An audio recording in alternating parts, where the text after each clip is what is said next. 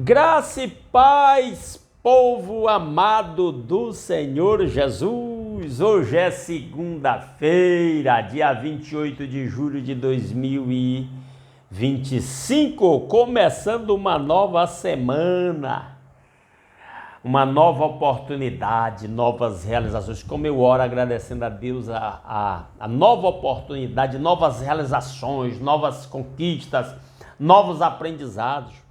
Eu fico muito triste quando eu vejo pessoas dizendo: que triste, segunda-feira, tem que trabalhar, lamenta. Meu irmão, muda essa mente. Cada novo dia é uma nova oportunidade de novas realizações. Veja seu trabalho como bênção de Deus, oportunidade do seu sustento, do sustento do reino, de abençoar vidas, de produzir.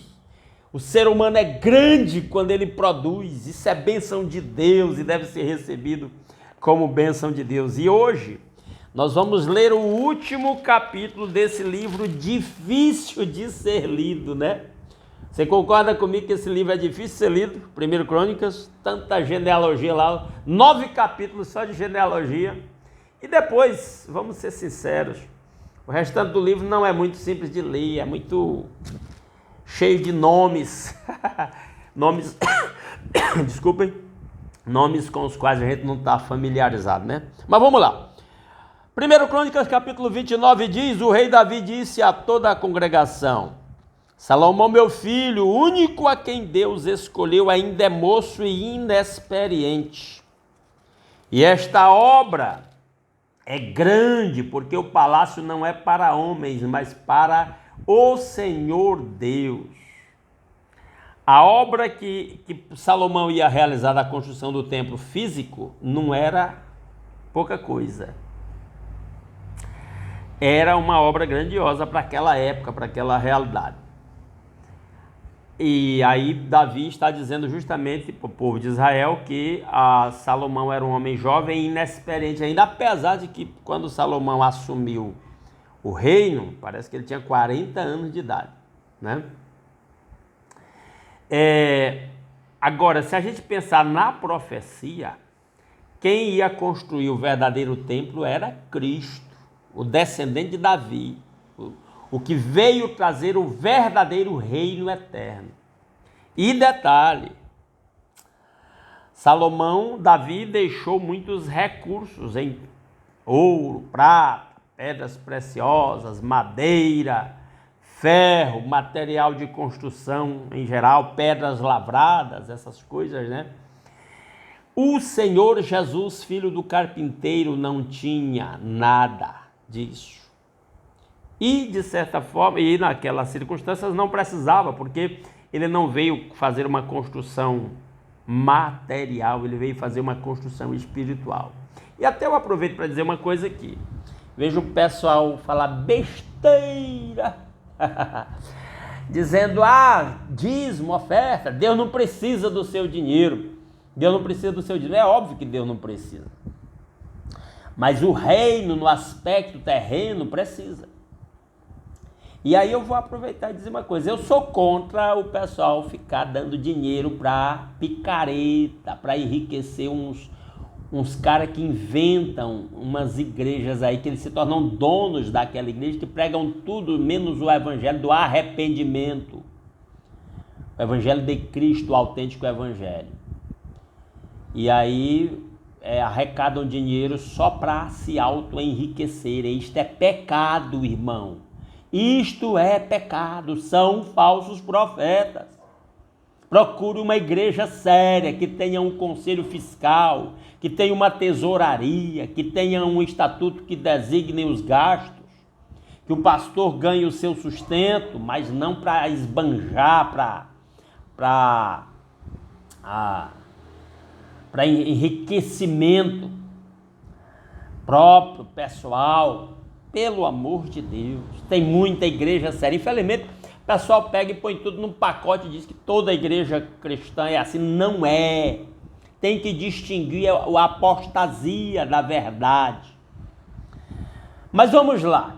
Versículo 2, Davi continua dizendo: portanto, com todas as minhas forças, já preparei para o templo do meu Deus ouro para as obras de ouro, prata para as de prata, bronze para as de bronze, ferro para as de ferro e madeira para as de madeira, pedra de ônix, pedra de engaste, pedra de várias cores, de mosaicos e todo tipo de pedras preciosas, e mármore, tudo em abundância, ainda porque amo o templo do meu Deus, o ouro, a prata, particulares que tenho, dou para o templo do meu Deus, além de tudo que preparei para o santuário. Olha essa declaração de Davi, está dizendo, eu estou dando do meu próprio tesouro particular, eu estou dando muita coisa aqui para o templo do meu Deus, ele diz que eu amo. E aí, amados, entenda uma coisa, há uma obra do reino de Deus ainda terrena, que requer recursos materiais, e nós demonstramos o nosso amor por esta obra quando nós investimos nisso, de maneira sábia, voluntária, amorosa, cheia de gratidão. E há um templo espiritual sendo construído, do qual os templos materiais, vamos dizer assim, são só instrumentos temporários e passageiros para estas construções.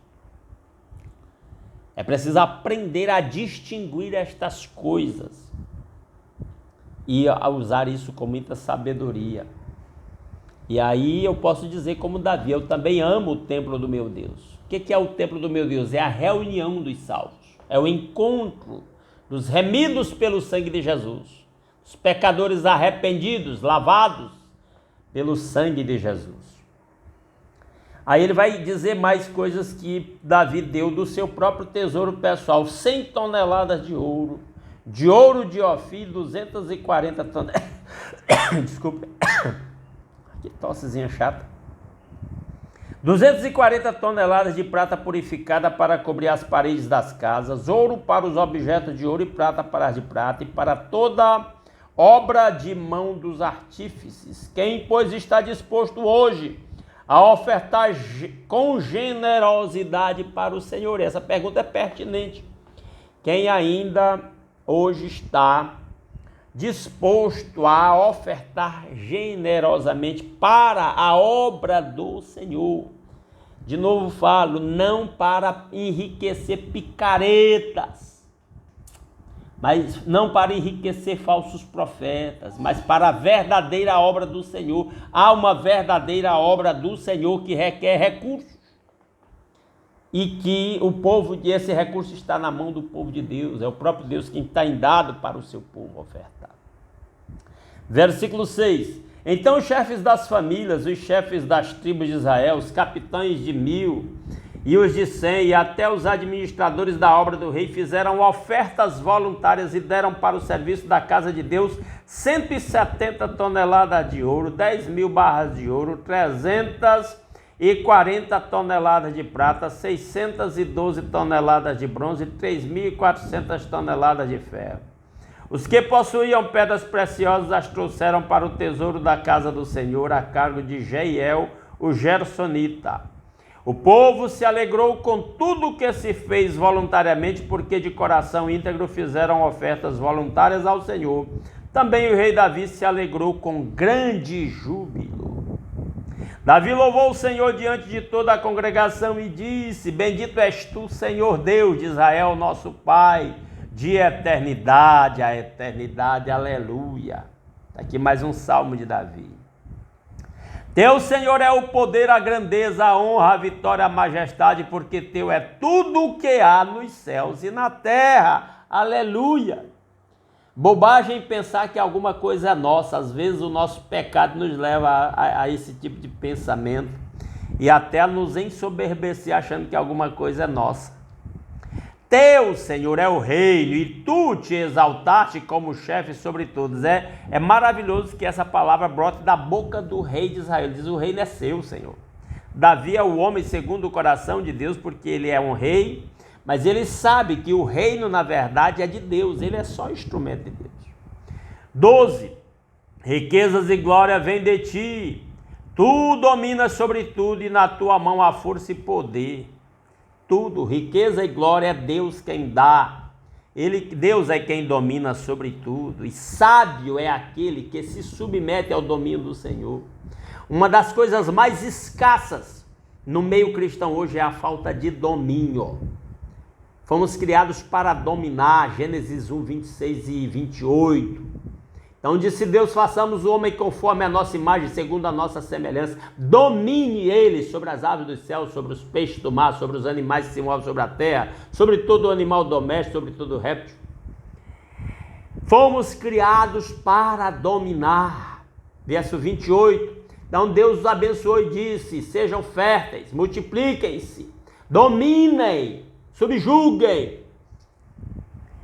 Uma das coisas mais escassas hoje no meio cristão é o domínio. Pessoas que não exercem domínio próprio, que não se submetem ao domínio de Deus, e por isso pais que não têm domínio sobre os seus filhos, filhos rebeldes, crianças cheias de vontade, birrentas. Pois é, sintomas de uma sociedade decadente que tem se afastado de Deus. É sério isso. Eu sei que esse tipo de palavra não é atraente, nem agradável, mas é verdade, é a verdade de Deus e precisa ser dita. E enquanto eu tiver vida e fôlego, eu vou dizer isso, porque é o evangelho de Cristo. Qualquer evangelho que não denuncia a corrupção e o pecado é falso evangelho. Qualquer evangelho que não chame as pessoas ao arrependimento é falso evangelho. É preciso chamar os cristãos ao arrependimento pela falta de domínio próprio, pela falta de se submeter ao domínio de Cristo. Foi Jesus mesmo quem disse, porque vocês me chamam Senhor, Senhor, e não fazem o que eu vos mando.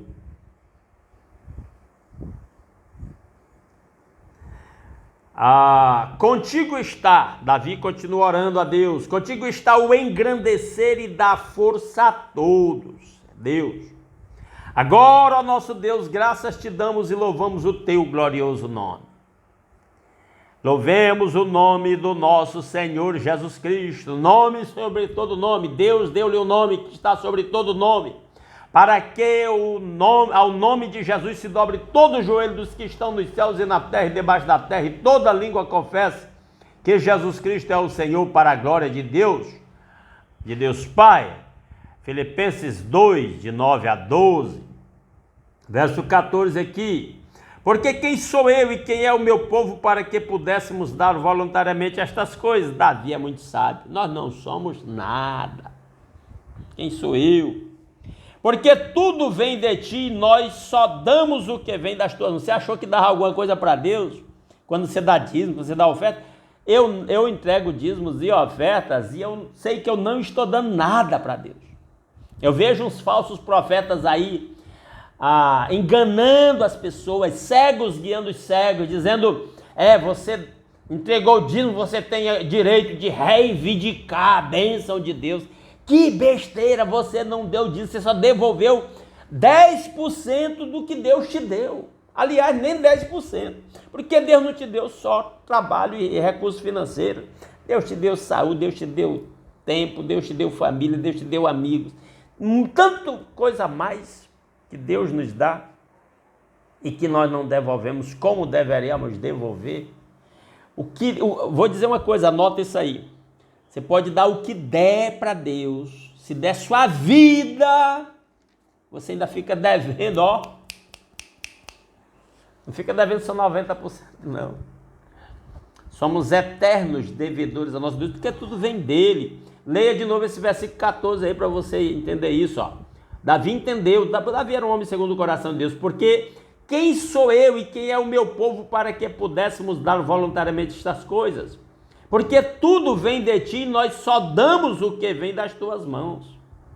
Passa esse vídeo para frente, pede o pessoal da sua igreja para assistir isso, esse vídeo, para ver se a palavra abre os olhos, o Espírito Santo usa a palavra para abrir os olhos de mais alguém. Pelo amor de Deus, tem muita gente enganada nessas coisas. Vamos lá? Verso 15.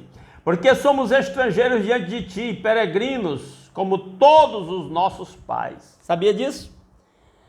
Não viemos aqui para ficar, não. Nós somos estrangeiros e peregrinos. Nós estamos numa terra estranha. Cristão, brasileiro, você está numa terra estranha. Se você é um cristão verdadeiro, nascido de novo, essa terra não é sua, esse país não é seu. Você está aqui de passagem, só uns dias. Eu tenho em alguns perfis meus aí em redes sociais, estou aqui só dando uma passadinha. Pois é disso que eu estou falando. Acho que no meu WhatsApp tem essa frase aí. Estou aqui só dando uma passadinha. Reconheça, entenda isso. Você não veio para ficar. Tem muita gente que vive, eu estou falando de cristãos, que vivem como se fossem viver aqui para sempre. Não vai. É só uns dias. Quem já viveu 57 anos como eu já está no lucro, porque muitos partiram antes. Versículo 16. Senhor nosso Deus. Aliás, no final do versículo 15. Os nossos dias sobre a terra são como sombra e não temos permanência. Leia esse versículo 15 aí para entender, como Davi, de que a vida é passageira demais, como diz o salmista lá no Salmo 90, 10, acho que é 10 ou é 12, é 10, ele diz assim, a vida passa rapidamente e nós voamos. Senhor nosso Deus, toda esta abundância que preparamos para edificar um templo ao teu santo nome, vem das tuas mãos e é toda tua. Bem sei, meu Deus, que tu provas os corações e que te agradas da sinceridade. Eu também, na sinceridade do meu coração, dei voluntariamente todas estas coisas e acabo de ver com alegria que o teu povo aqui reunido te faz ofertas voluntariamente. Senhor, Deus de nosso pai, de nossos pais, Abraão, Isaque e Israel, conserva para sempre no coração do teu povo estas disposições e pensamentos. Firma o coração deles em ti, meu Deus. Isso é uma oração que a gente precisa fazer, todos nós. Senhor, Deus de nossos pais, Abraão, Isaque e Israel, Pai de nosso Senhor Jesus Cristo, conserva para sempre no coração do teu povo estas disposições e pensamentos, firma o coração deles em ti. Em nome de Jesus, amém, povo de Deus. Comenta aqui embaixo, amém. E a meu filho Salomão dá coração íntegro para guardar os teus mandamentos, os teus testemunhos, os teus estatutos, fazendo tudo para edificar este palácio para o qual fiz todos estes preparativos. Então Davi disse a toda a congregação, agora louvem o Senhor seu Deus. Então toda a congregação louvou o Senhor, Deus de seus pais. Todos inclinaram a cabeça, adoraram o Senhor e se prostraram diante do rei. No dia seguinte trouxeram sacrifícios ao Senhor e lhe ofertaram holocaustos de 1000 bezerros, 1000 carneiros, 1000 cordeiros com as suas libações. Sacrifícios em abundância por todo Israel. E nós? O sacrifício foi feito, é Cristo. E este é o sacrifício que nós oferecemos, por meio do qual todos os nossos sacrifícios, os demais sacrifícios, se tornam aceitáveis diante de Deus. Comeram e beberam naquele dia diante do Senhor com grande alegria. Pela segunda vez fizeram rei a Salomão, filho de Davi, ungiram ao Senhor por príncipe e a Zadok por sacerdote. Está aqui Salomão escolhido para ser rei. Salomão assentou-se no trono do Senhor como rei em lugar de Davi, seu pai. Ele prosperou e todo Israel lhe obedecia. O primeiro Crônicas começa lá da genealogia desde Adão até Davi. Aí fala de todo o reino de Davi, um resumão do reino de Davi. E aí termina com Davi passando o reino para Salomão, e Salomão entronizado no lugar de Davi. Versículo 24. Todos os oficiais, os soldados e até todos os filhos do rei Davi prestaram homenagem ao rei Salomão. O Senhor engrandeceu muito Salomão diante de todo Israel e lhe deu majestade real, qual antes dele não teve nenhum rei em Israel. Só tinha tido dois, né? Davi e, antes de Davi, Saul. Assim Davi, filho de Jessé, reinou sobre todo Israel. Ele reinou sobre Israel durante 40 anos. 7 anos em Hebrom e 33 anos em Jerusalém. Morreu em boa velhice, cheio de dias, riquezas e glória. E Salomão, seu filho, reinou em seu lugar. Os atos do rei Davi, tanto os primeiros como os últimos, estão escritos nas crônicas de Samuel o vidente, nas crônicas de Natão o profeta e nas crônicas de Gade o vidente. Ali também está registrado o que se passou no seu reinado e se fala a respeito do seu poder e de todos os acontecimentos que se deram com ele, com Israel e com todos os reinos daquelas terras.